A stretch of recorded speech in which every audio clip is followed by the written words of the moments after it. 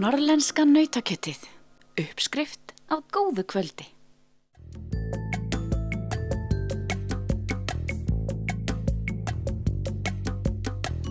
Þó mörgum þykir ferðamannastraumurinn heldur rólegur hingað út á land, þá það að breytast. Og hér í gamla bænum á Blönduósi verið að svara ákveðinni eftirspurn, ekki síst eftir veiðivörum, því að mér sagt að það sé engin veiðivöruverslun frá Reykjavík til Akureyrar, en nú það breytt.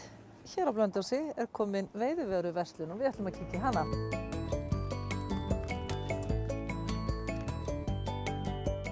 Þú ert hér allt umkring í þessu nýja fyrirtæki. Jú. Þetta semst nýjasta verslunin á Blönduósi. Hún það. Og það þarf kannski bara svolítið kjark eða hvað til þess að opna búð hér? Já, eða klikkun, ég veit ekki. Hvort það er. Hvort það er, nei, maður bara finna sér eitthvað að gera sem eru gaman á og láta vaða. Já, og láta vaða. Það er svolítið svona vaða. í stíl við það sem kannski þið hafi verið að gera, þið hjónin. Þið hafi verið að vaða svolítið í Blöndu, er það ekki? Jú, við vöðum mikið. Við hefum góða vaðarstafi. Já. Þetta byggir á þeim grunni. Fyrir 3 árum síðan þá fórum við að dunda okkur við ætlum að leigja nokkra veiðistangir og selja jafnvel leyfi vötn og gæta og kenna þeins og byrjuðum með það bara heim í bílskur. Svo var þeim náttúrulega alltaf svo kalt, þessum veiðimönnum sem voru að koma, þannig að það þurfti að fara að selja þeim lopapeysur og vettlinga og húfur og slíkt. Og svo við bara sprengdum eiginlega utan á okkur hérna heima og komum bara að ráðast í að nú var ég lag að kaupa húsnæði og duttum niður á þetta. Já, og hvað ertu að selja fyrir utan lopapeysurnar sem þú prjóna meira og minna sjálf, eða hvað? Já, ég prjóna mikið af þessum sjálf en það er alltaf velkomið að koma fleiri og vera með í sölu hjá mér. Já. Bara, því hugmyndafræðin er kannski þessi, er það ekki, að fá fólk héðan á svæðinu til að jú, koma með handverk? og bara við fögnum fjölbreytni hvað það varðar. Það er bara allt velkomið, það verður búið það til í þínum höndum. Já, hvað ertu komið með þín? Ég er komið með lopapeysur og trévörur og skartgripi og svo náttúrulega alls konar húfur og púða og kerti og bara nefndu það prjónamerki, lyklakippur og hrosshár, við erum alltaf með hrosshár. Er þetta bara eitthvað sem að í raun kemur þegar þú ferð að auglýsa eftir því að segja fólki frá því? Ég var nú búin að pota aðeins í hinn og þessa en svo bara leið og ég auglýsti þá fyrir fólk að hafa samband og heldur hún bara áfram að hafa samband. Er ekki handverksfólk hér út allar Austur-Húnavatnssýslu? Jú, ég held að sinni í öllum skápum. Já. Mörgum hverjum allavega, þannig að það er að gera að láta ljósið skína. Við erum á bökkum Blöndu, má ég segja, og það er náttúrulega mekka veiðimennskunnar. Algjörlega. Sko, veiðivöruverslanir, þær eru nú ekkert á hverju strái á Norðurlandi?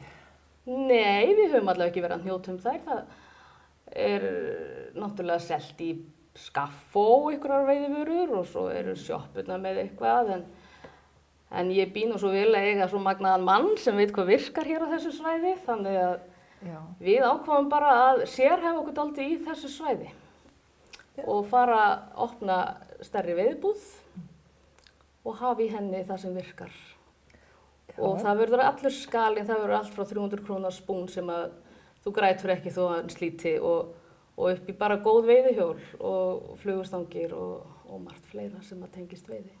Þú kemur bara eins og þú stendur og við græjum upp og það skiptir ekki máli hvort það er sumar eða vetur vegna þess að við getum farið með því að dorga í gegnum ís líka.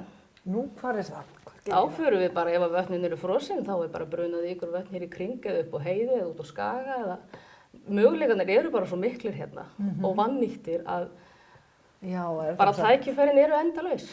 En að veiða þetta, þú segir að það þurfi réttu græjurnar sko, og þið hafið kunnáttina í það hvað þarf til. Hvað er það öðruvísi sem þarf að gera í Blöndu heldur en í öðrum ám til dæmis? Þú þarft náttúrulega að blanda við aldrei sírabáti og þú þarft að geta lesið ána. Hún er náttúrulega ekki tær. Nei. Og þú verður að geta lesið ána og vita hvar hann liggur og hvar þú átt að láta reka. Og svo náttúrulega drögum við alltaf fram ákveðin leyni vopn þegar allt þrýtur, sko. Nú, segir mér eitthvað hvað þau heita? Nei. Ég næði því ekki upp úr þér. En aftur, vötnin, ekki maður að fara með flugu þangað? Jú. Ég leiði nú stangir síðast í morgun sem voru að fara að veiða flugu hérna í einu vatninu rétt hjá. Hvað segir þau? Hvernig er það svona snemma á vorin? Það er búið að vera ekki svo gott núna. Við sendum Hollendinga hérna páskana og þeir komu tilbaka greið með veiðileyfi og þurfti að endurgreiða það vegna þess að þá var ístinna yfir vatninu. Svo ég sagði þeim bara að skella sér í göngutúr. Já, nota náttúruna. Já, en svo geta náttúrulega alltaf farið í sjóinn frá bryggjunni og Já, svo það líka, sko. Það hægt að veiða hvað sem Já. Og í haust þá ætlum við að reyna að byggja upp kajakferðir og fara þá með fólk hérna út á sjó og það nú svo stutt út á miðin og veiða þá þorsk eða eitthvað og hérna, eða þá bara hreinlega að fara í útsýnisferð, fólk getur bara valið. Já. Og ef slæmt í sjó þá förum við bara í vötnin, nóg þeim. Já. Þannig að það bara að koma hingað til þín og svo eiginlega bara ræðst það eftir veðri og vindum hvert maður fer að veiða. Já. Það svolítið spennandi. Akkurat. Er þetta ekki óvissuferðir? Jú, það má nú segja það. Já. En hvað myndir segja væri mesta sérstaðan af því sem þið að bjóða upp á? Mesta sérstaðan? Já. Leynivopnið. Leynivopnið sem fólk verður eiginlega bara átt að sjá, koma og sjá. Já, það er spennandi. Norrlenska nautakjötið. Uppskrift á góðu kvöldi.